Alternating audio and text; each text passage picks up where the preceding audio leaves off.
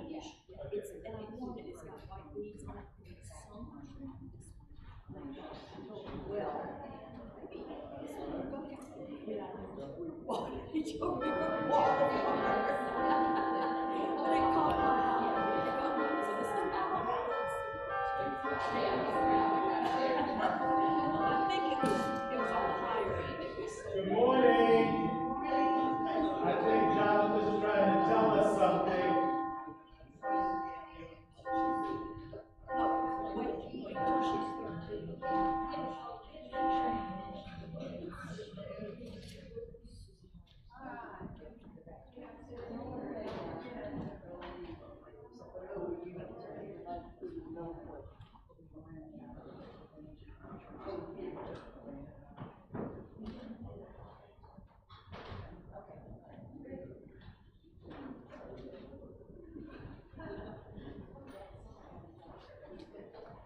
Would you please join me in our call to worship?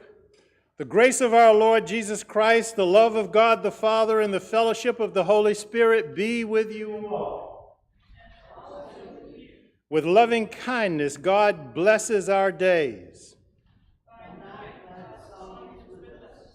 O God, my God, you have multiplied your wondrous deeds. If you'd stand, and we're singing from this book today, and we'll begin with hymn number 2, O Worship the King.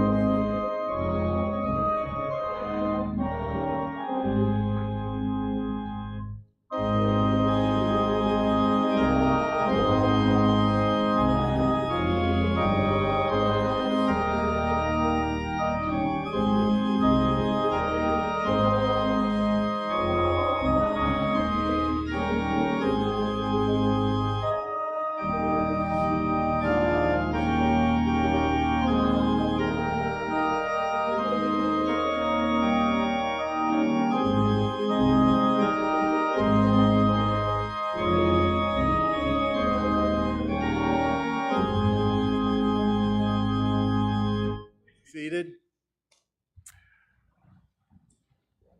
First of all, let me just say thank you to you all for allowing Mary and I to have the week off last week to go and be with my mother's family during our family reunion. It was a wonderful time. I got to preach for them on Sunday. We always do a little deal, and the title of the sermon was called the Riley Family Quilt. And I was kind of inspired. So what I think I'm going to do at some point in time in the not too distant future is write one and call it the Sardis family quilt, and we'll see where I can go with that. The other thing that I would like to remind you of is that we have been collecting funds for this mission in Memphis. And if you are inclined to make a contribution to that, please do so today, and we'll send the check off. We were going to collect soap and those kind of things, but what we understand is that the mission needs socks and belts, so we're just going to send them a check and let them go and buy those kind of things for themselves. I think those are all of the announcements, unless somebody else got something that we ought to share for the good of group. If not, then let us pray. Most gracious and eternal God, as we come in this time of worship, we ask that you would pour your Holy Spirit out upon us, that we might know your presence, that we might feel you in this service of worship, and that as we lift up the praises, Lord, that the blessings might come down, that we might be blessed in all that we do. We ask these things and we lift these prayers up. We do it in the mighty and powerful name of our loving Savior, Jesus the Christ. Amen. I think I've got this one right. We're going to sing now this song called Love Lifted Me. And why don't we stand and sing?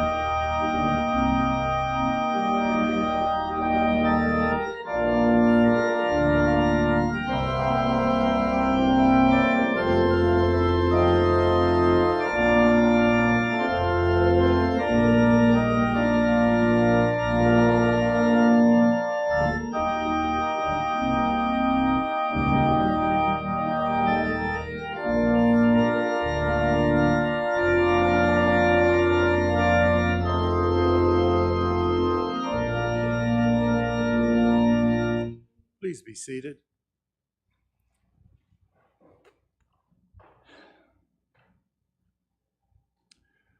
As we come to our time of prayer, I would ask that for just a moment that we might be silent and that we might lift up our silent prayers to Almighty God.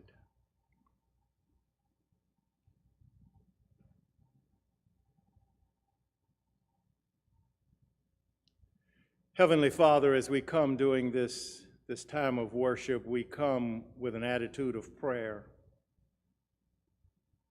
Lord, we come on bended knees with open arms and open hands, asking for your assurance. We come asking that the promise that if we acknowledge you as Lord and Savior, if we acknowledge you as God Almighty, that our nation might be healed. Lord, we pray these. Lord, for those that have lost loved ones and those who walk ever so closely to the valley of the shadow of death, we ask that you would wrap your arms around them, that you would give them your comfort, that you would give them your peace. Lord, for those that wrestle with illness, we ask that you would touch them with your healing finger and that you would give your knowledge and your wisdom of them to the doctors that will attend them, to those who will attend them in all of the medical ways. For the healings that have already occurred, we say thank you. Lord, for the churches that are wrestling with whether or not to remain in the United Methodist Church, we ask that you would give them wisdom, that you would give them guidance. For those that remain, Lord, we ask that they might be about the business of making disciples, that they might be about the business of sharing the good news of Christ Jesus. For those that have now become independent and have joined other denominations, Lord, we ask that they might be on the same mission, that they might be about the business of sharing the good news of Christ Jesus and the grace that flows from the hill of Calvary. Lord, we thank you for this congregation, for this family that has become known as Sardis. And Lord, the work that it has done, the work that it is doing, and the work that it will do in this community. Lord, you've given us a vision, and we ask that you would bring forth the resources, the people that are necessary for us to realize that vision. And help us to understand that the vision is not ours, that the vision is yours. We pray your will be done on earth as it is in heaven. And Lord, may we be your ambassadors. May we be those who carry out the mission that would bring about that will here on earth. Lord, because we know that your will is a will of peace. We know that your will is a will of unity. Lord, for those things that we've lifted up silently, for those things that we have lifted up in voice, we ask that our prayers might be heard. And we share together now in the words that Jesus gave us. Our Father, who art in heaven, hallowed be thy name. Thy kingdom come, thy will be done, on earth as it is in heaven. Give us this day our daily bread, and forgive us our trespasses, as we forgive those who trespass against us. And lead us not into temptation, but deliver us from evil. For thine is the kingdom, and the power, and the glory forever. Amen. If the ushers would please come.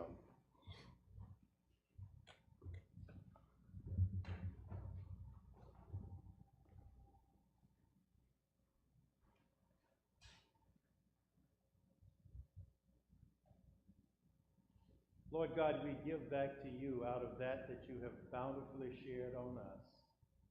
And Lord, we give it that your will might be done here on earth, that those who are in need might have those needs met.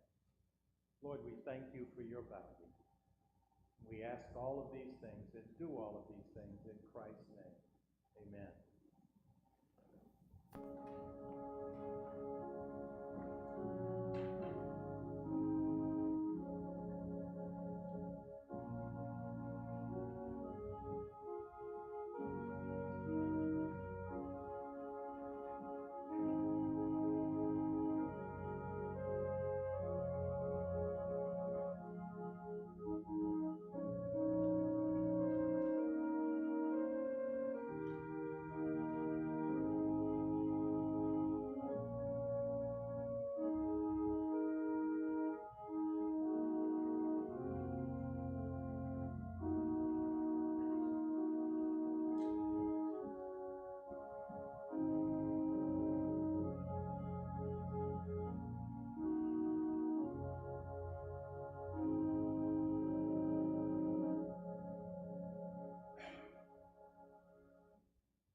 Please stand.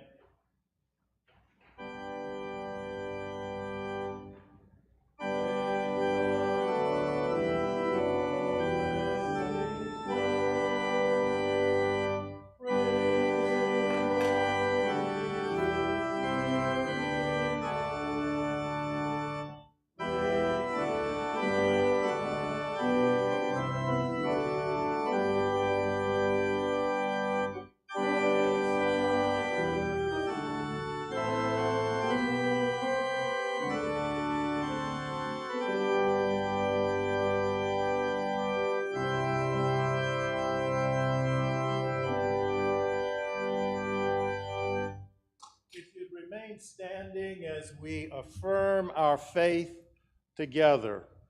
And our affirmation is found on page 881 in the hymn book. It's the Apostles' Creed.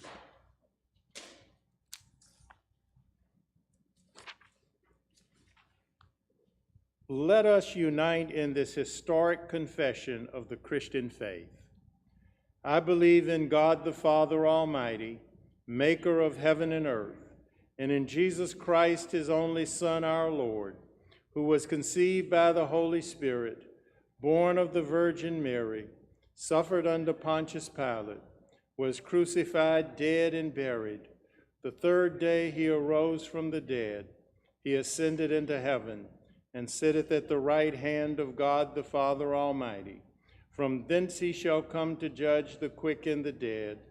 I believe in the Holy Spirit, the Holy Catholic Church, the communion of saints, the forgiveness of sins, the resurrection of the body, and the life everlasting.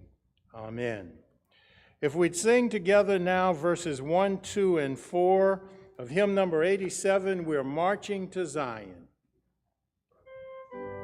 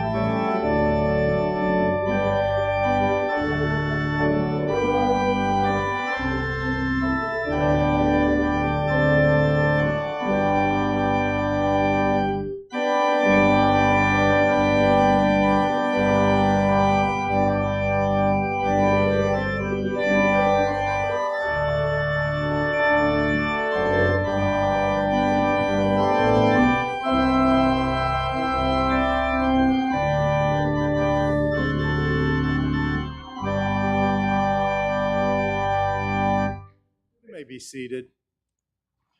As sometimes happens, when I sit down and I start planning to do a message, God gives me something different, and this morning is one of those mornings.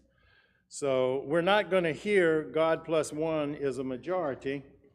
Rather, we're going to share from the Gospel according to Luke, and I'll be reading in the 15th chapter, beginning at the 11th and reading through the 32nd verses. And if you'd like to follow along with me, it's on page 73 in the New Testament section of the Pew Bibles. It's Luke chapter 15, verse 11 through 32, and it's a very familiar passage of Scripture. So let's hear what the gospel writer shares. Then Jesus said, there was a man who had 2 sons. The younger of them said to his father, Father, give me the share of the property that will belong to me. So he divided his property between them. A few days later, the younger son gathered all he had and traveled to a distant country. And there he squandered his property in dissolute living. When he had spent everything, a severe famine took place throughout that country, and he began to be in need. So he went and hired himself out to one of the citizens of that country, who sent him to his fields to feed the pigs. He would gladly have filled himself with the pods that the pigs were eating, and no one gave him anything. But when he came to himself, he said, How many of my father's hired hands have bread enough to spare? And here I am dying of hunger. I will get up and go to my father, and I will say to him, Father, I have sinned against heaven and before you, and I am no longer worthy to be called your son. Treat me like one of your hired hands. So he set off and went to his father. But while he was still far off, his father saw him and was filled with compassion. He ran out and put his arms around him and kissed him. Then the son said to him, Father, I have sinned against heaven and before you. I am no longer worthy to be called your son. But the father said to his slaves, Quickly bring out a robe, the best one, and put it on him, and put a ring on his finger and sandals on his feet, and get the fatted calf and kill it, and let us eat and celebrate. For this son of mine was dead and is alive again. He was lost and is found. And they began to celebrate. Now his elder son was in the field, and when he came and approached the house, he heard music and dancing. He called one of the slaves and asked what was going on. He replied, Your brother has come, and your father has killed the fatted calf. But he has got him back, because he has got him back safe and sound. Then he became angry and refused to go in. His father came out and began to plead with him. But he answered his father, Listen, for all these years I have been working like a slave for you, and I have never disobeyed your command.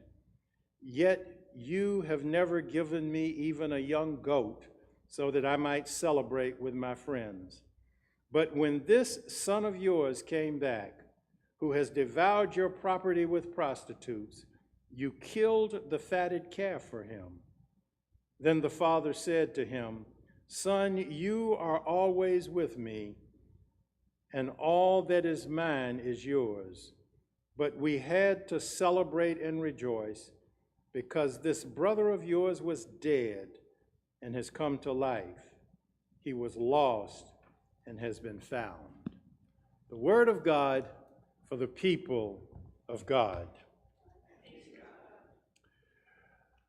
This parable of the father and his sons, told in the 15th chapter of Luke, is one of the most preached passages in all of Scripture. It's also one of those stories that is known by people, even those who are not churched people, those who are not even Christians. We commonly refer to it as the parable of the prodigal.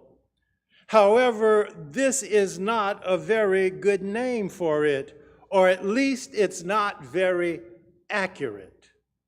The use of words and their definitions makes for an interesting study. Let me give you an example.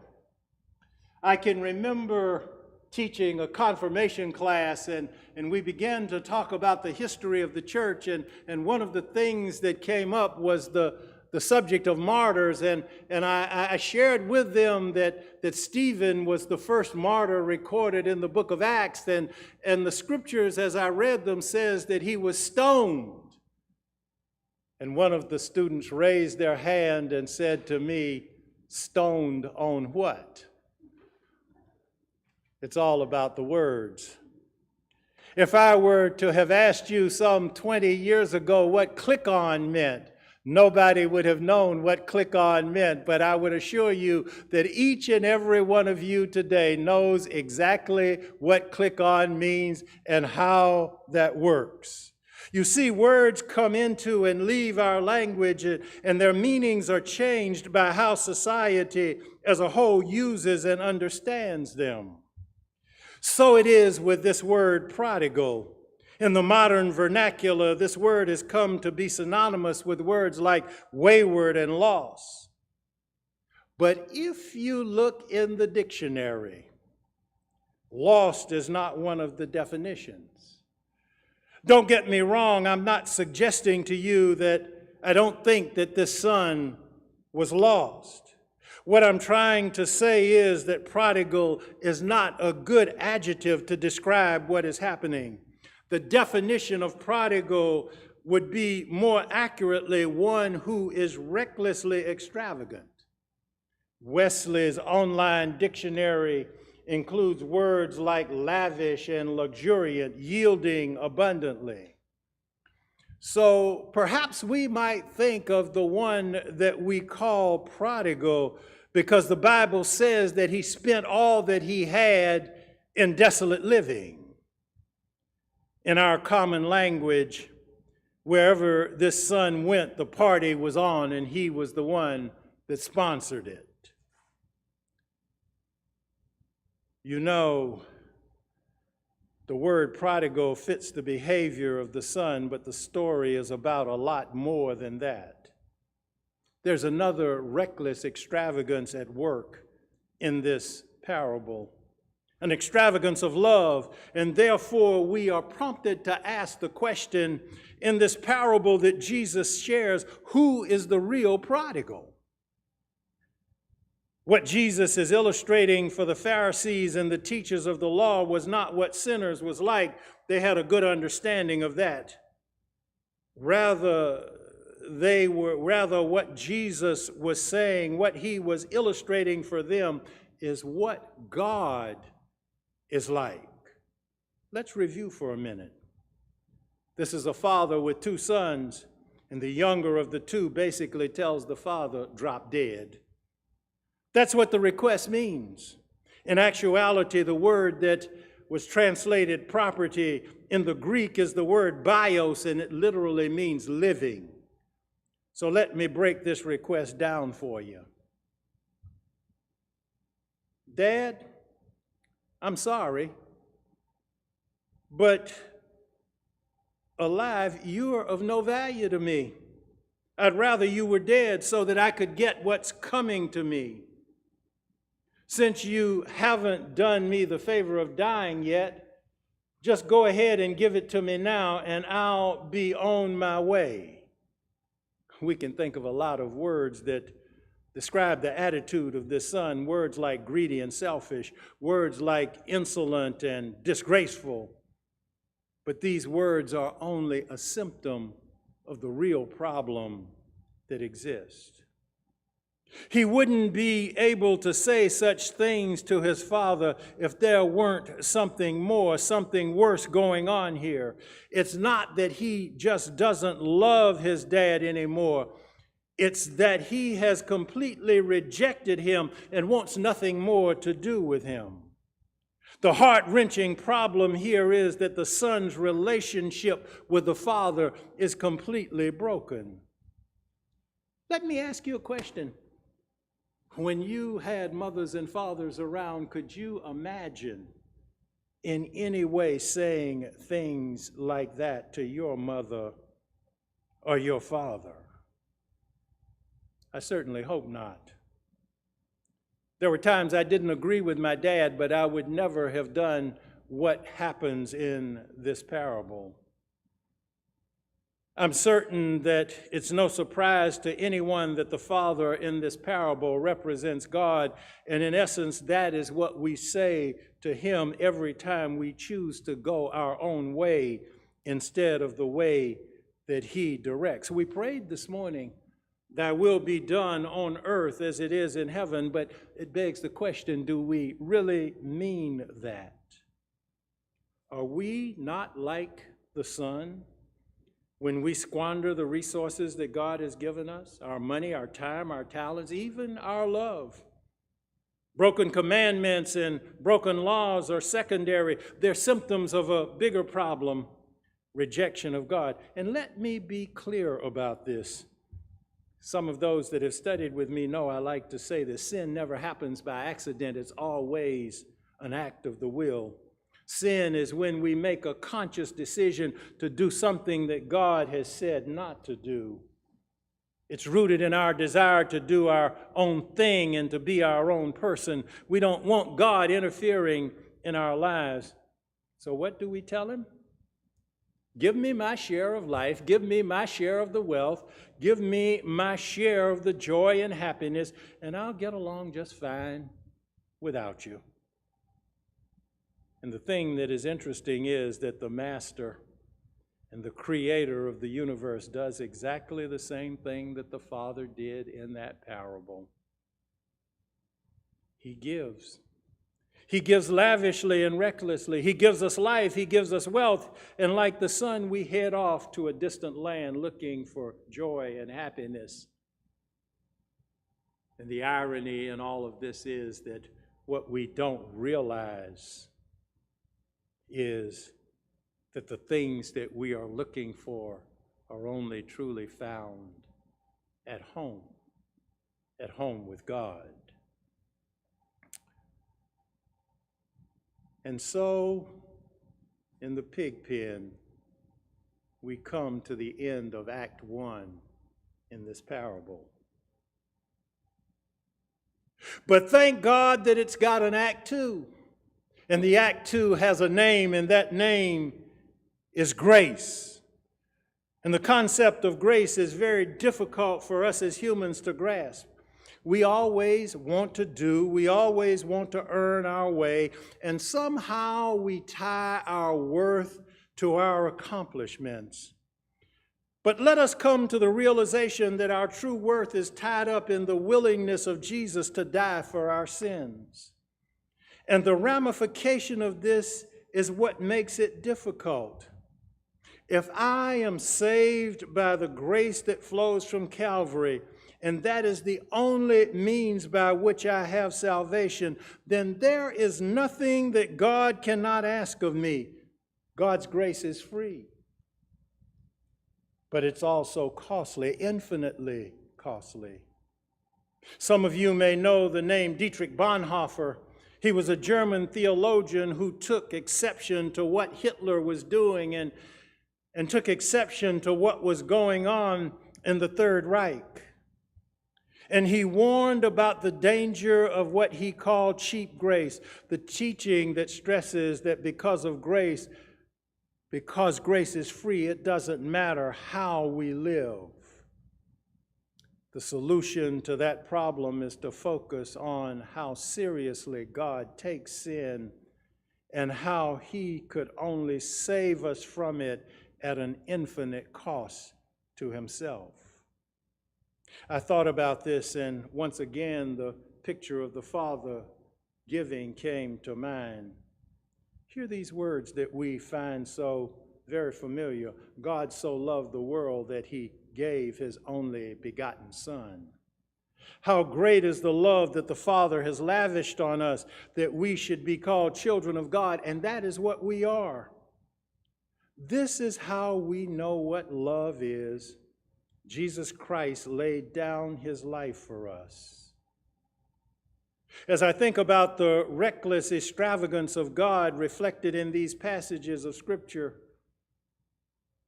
the picture of the prodigal that comes to mind is reflected in the words of one of the great hymns of the church written by William Cowper. And I want you to hear these words. We'll sing it at the end of the sermon. There is a fountain filled with blood drawn from Emmanuel's veins, and sinners plunged beneath that flood lose all their guilty stains. And sinners plunged beneath that flood lose all their guilty stains. The dying thief rejoiced to see that fountain in his day, and there have I, though vile as he, washed all my sins away. Dear dying Lamb, thy precious blood shall never lose its power, till all the ransomed church of God be saved, to sin no more. What power there is in these words. What a beautiful picture of the God who pursues us, the relentless hound of heaven. But let's not stop there, because the extravagance doesn't stop there. God's lavish love for us is pictured in the Father's treatment of the Son when he returns home. The Scripture said that the Father is waiting and watching, and he's the only one who doesn't do what is expected. Jesus said that while the Son was a great distance off, the Father saw him. And there's a great deal in that word, saw. The Father not only saw what he had been, not only saw what he was, but also saw what he could be.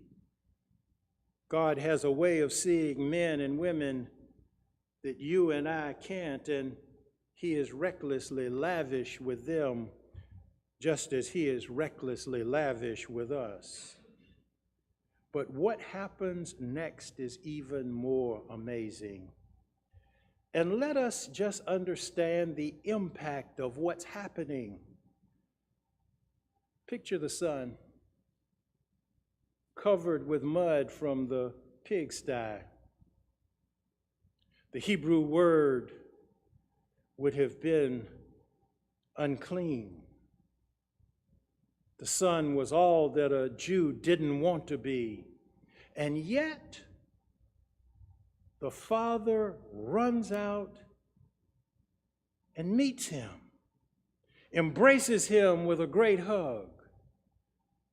And interestingly enough, this is not a time for confessions. This is a time for celebration. And I want you to understand the magnitude of what this scene presents. In the ancient Near Eastern culture, when Jesus would have told this parable, the significance is that the Father is now taking on the shame of the Son. You see, it would have been shameful for him. And understand, he would not have had pants on. He would have had something on like my robe. So he would have had to pull it up to run out to me. That would have brought shame on him in this culture. Reaching and embracing him when he was coming from the pigsty would have made him just as unclean as the Son, unable to go to the temple and worship. But yet the Father takes all of this on himself.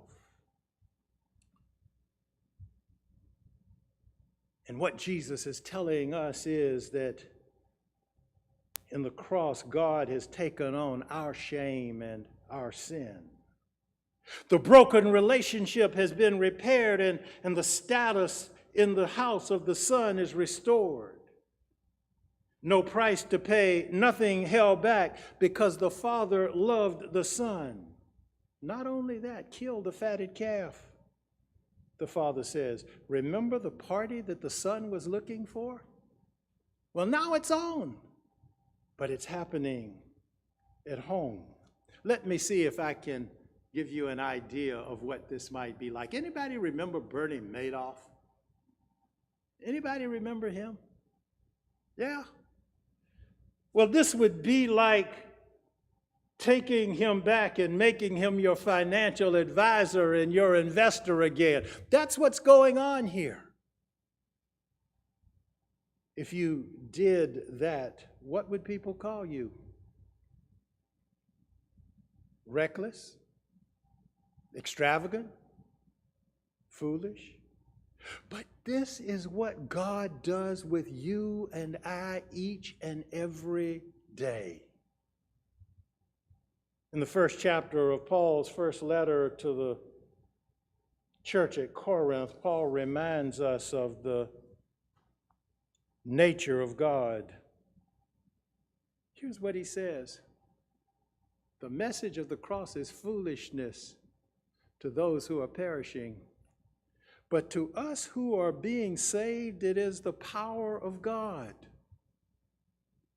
That's reckless extravagance, the reckless extravagance of God's grace. And it's not only about forgiving our sins and declaring us not guilty. It's about the restoration of the relationship. It's not about religion, it's about a relationship, and that's the thing that the Pharisees got wrong. It's about God allowing us to be His children and His faithful servants. You see, the Pharisees questioned Jesus in the paragraph just before the one that I shared about Him eating and dining with sinners. It's about God allowing us to be His children and His faithful servants. There's a final act to this parable, and it's not final at all. As you look at it, do you see what's not there? There's no ending. We don't see what the older brother does or says after the father pleads with him. What this suggests to me is that the father is still waiting to kill yet another fatted calf, waiting to have yet another celebration. God is waiting, and what is He waiting for? For those who have not yet accepted Jesus as Lord and Savior, for those who have rejected Him, for those who are keeping Him at arm's length, and to stop pretending that this false obedience that they have is a substitute for faith and respect. God is waiting. And you know, my brothers and sisters, it's time for us to celebrate and be glad. Because at some point in our lives, each and every one of us put on Jesus. We came back and the Father ran out to meet us. We were lost and now we're found. We were dead and now we're alive. And we have a prodigal Father, a prodigal God who is recklessly extravagant, one who is willing to give us abundantly more than we can ever ask or imagine. We have a prodigal Father, and we are His beloved children. And I say to you this morning, rejoice, rejoice, and amen. Let us stand together now and we'll sing, I think it's hymn number 5, and we're going to sing verses 1 through 4.